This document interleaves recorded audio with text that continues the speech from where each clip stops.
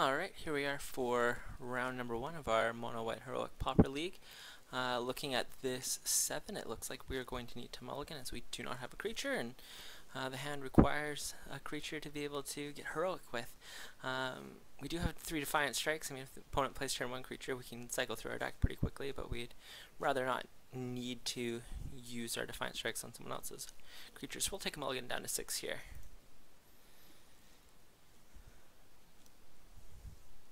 Our 6 looks totally playable. We have a Necron Skyguard, 2 enchantments to put on it, and then some lands. I think we will plan to keep this hand.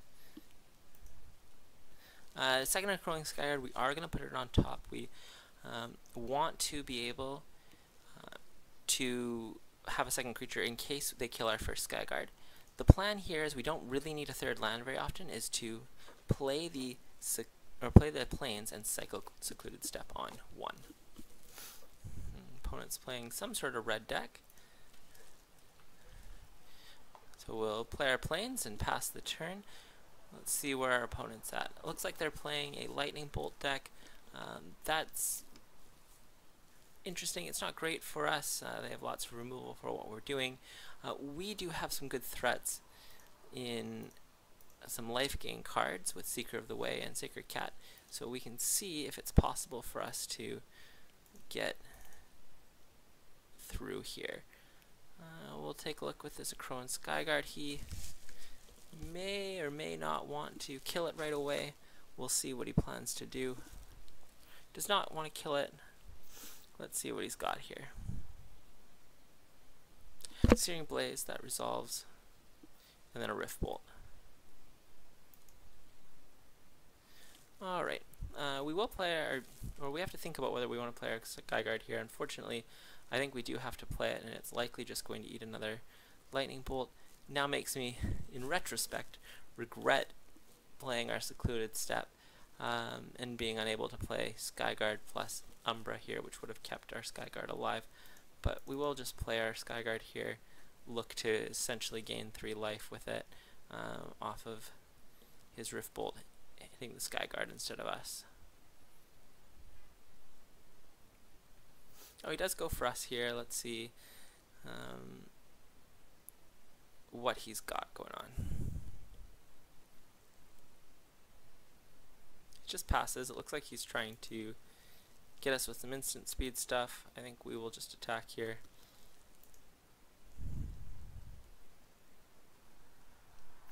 And pass, and if there's an opportunity, we'll try to put a Chamano's Blessing on. Shard Volley hits us, that's fine. And see what he does here.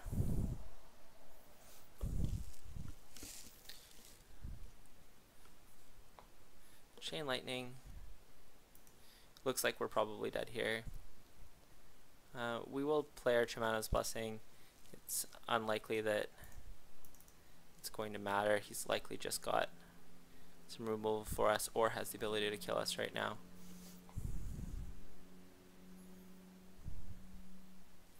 Looks like he is going to let it resolve. So let's play Defiant Strike, draw a card.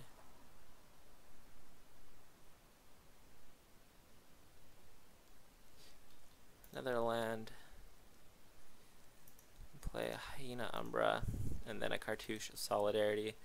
Again, it seems impossible that we find a way to get a victory out of this, but we're going to get in for 8 here. We do have lethal next turn, but him with 3 cards in hand makes it feel like I don't know how we ever get away with actually getting another attack step here.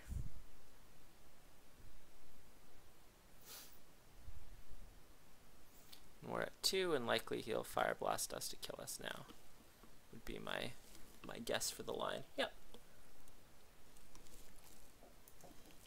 Okay, so playing against Burn, we have Lifelink, and then 2 Standard Bears.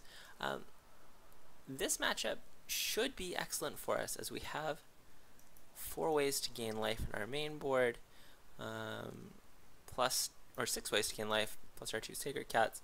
We are and well set up to fight burn. These three spells, or these two creatures and one spell, will help us also fight burn.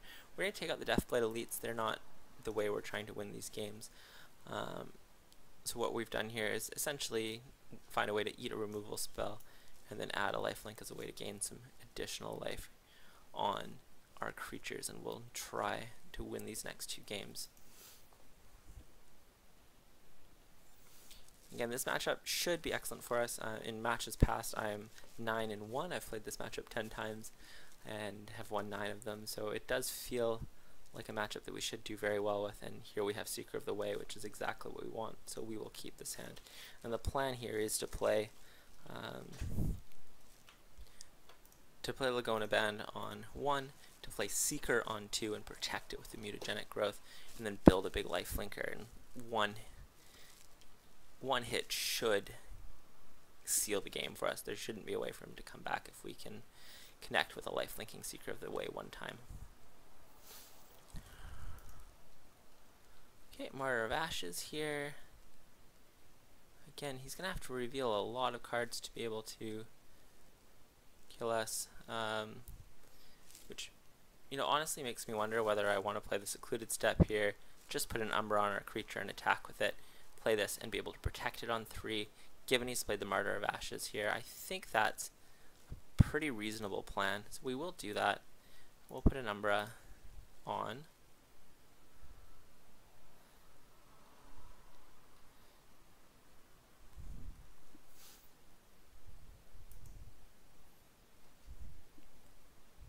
And next turn we should be able to play Seeker of the Way and put an Umbra on it to protect it around his Martyr. We'll see what he's interested in doing here. Yeah, especially if he's going to put...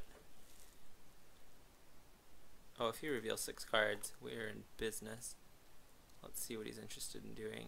Because all it does is remove our Hyena Umbra, but still leaves us with a 1/5.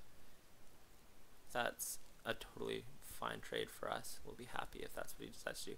It does play a Thermal Alchemist, which is just fine. Yep.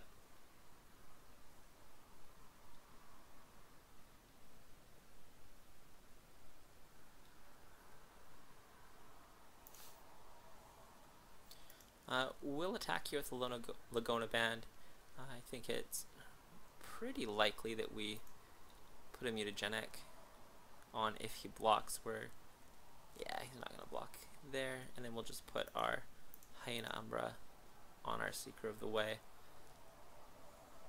and leave up the mutagenic growth.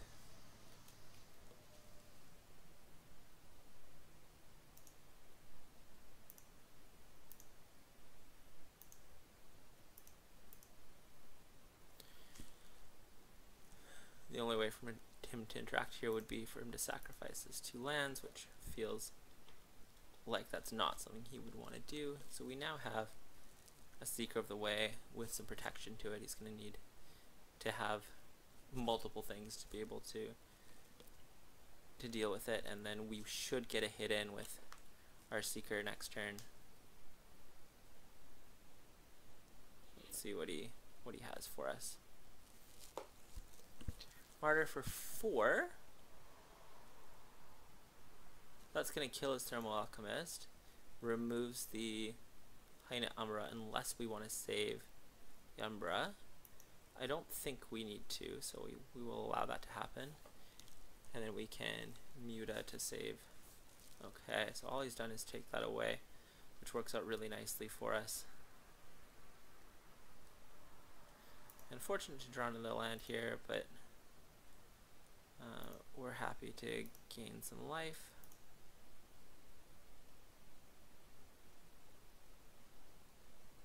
And again, he would need to Fire Blast for... Okay, so he does choose to Fire Blast, which honestly is kind of a fine result.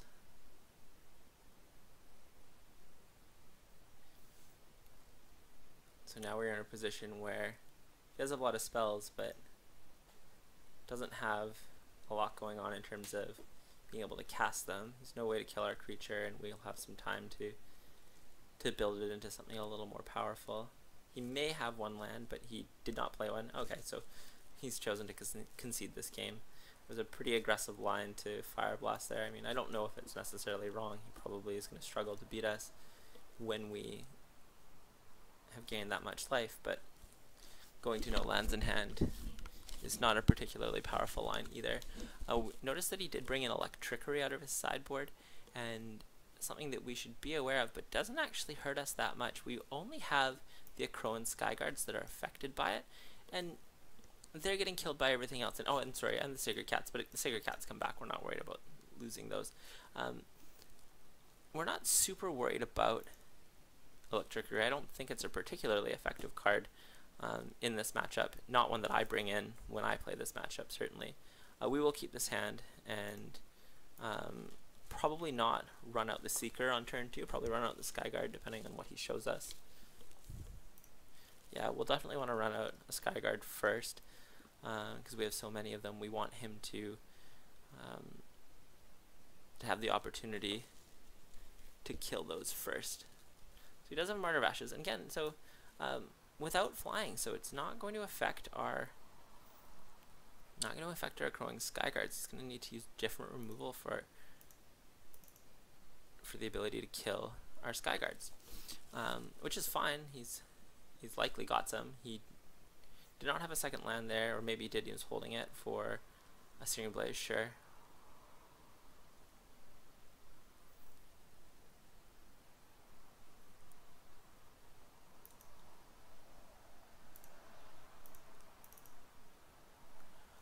So we'll play another Skyguard. We won't put anything on it.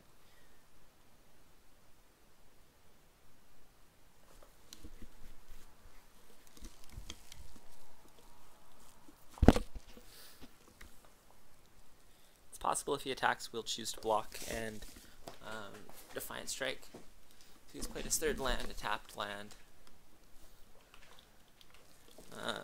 Let's see if he wants to block. I'd be willing to trade just for our removal spell in this case. Let's start with a Defiant Strike before blocks, see what he wants to do.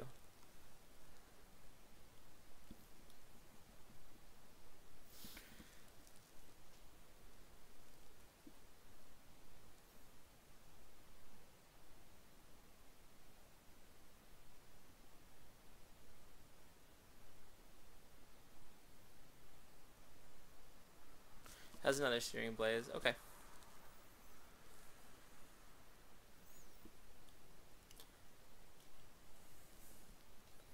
So now we've got the Laguna Band, and we've got the Akroan Skyguard. I'm happy to play this out, and then play another Skyguard.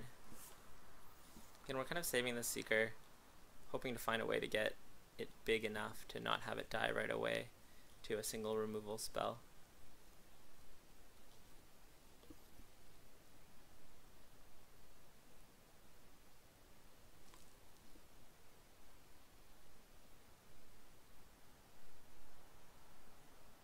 Note that he does have 2 Forgotten Caves in play and no second mountain, so he currently cannot Fire Blast us.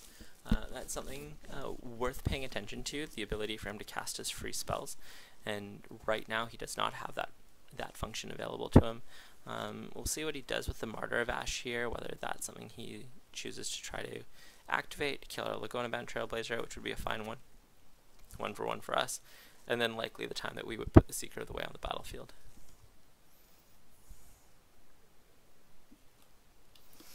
Okay, he's choosing to not... Okay, so Mutagenic Growth is excellent here. So I'm just going to attack for 1 with the Skyguard, play the Seeker of the Way, and then put Ethereal Armor on it with Mutagenic back.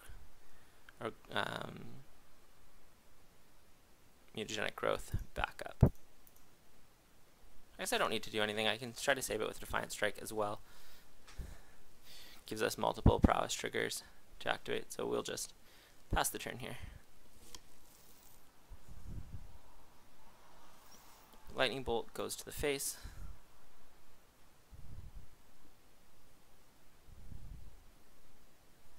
Needle Drop also to the face. And another Lightning Bolt. So we may actually be dead here. I'm not sure whether I'm happy with the way this hand played out. definitely be thinking about different lines that I could have taken in this game. Whether the Martyr of Ashes actually kind of got me here or not. Note that he can sack to prevent my life gain with my Seeker of the Way. That's like certainly worth paying attention to. Well, I'm certainly happy to block here and see what he wants to do.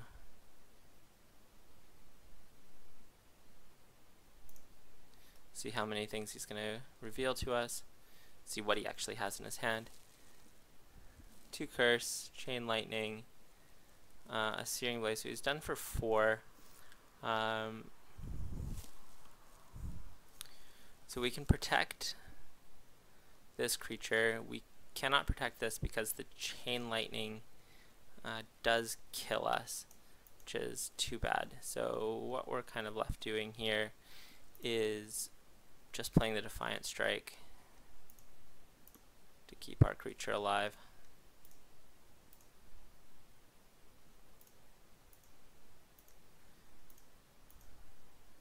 But playing Mutagenic Growth does end up killing us to his Chain Lightning, so that's why we're not able to do anything with that.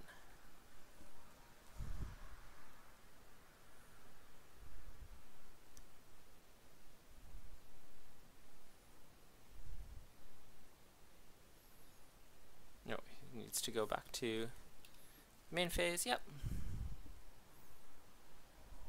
Wow, so interesting. I'm honestly like a little bit shocked with this play here. I don't know what this line means or why it makes sense. Makes me wonder whether I should be mutagenicing here, but I think if I do, then it puts me dead to that Searing Blaze, so I'm just gonna have to allow this to die, unfortunately. Does not time Chain Lightning. He's got 2 Curse of the Pierced Hearts left in his hand and a Searing Blaze.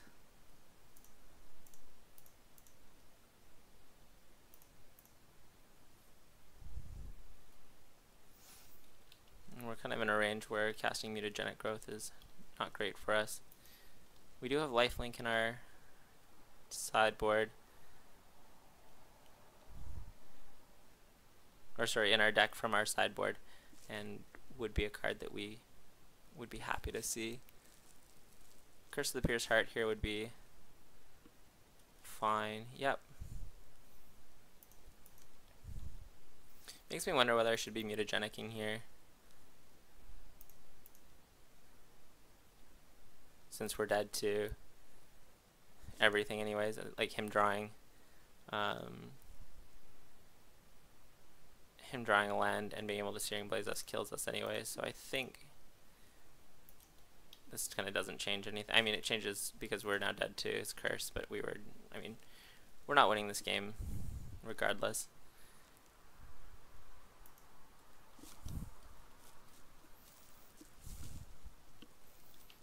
If he makes the choice to play his curse here, which he will, that'll end the game, but if he drew a land, we were going to be dead anyways, or draws any, yeah, so we were basically dead to all spells and all lands.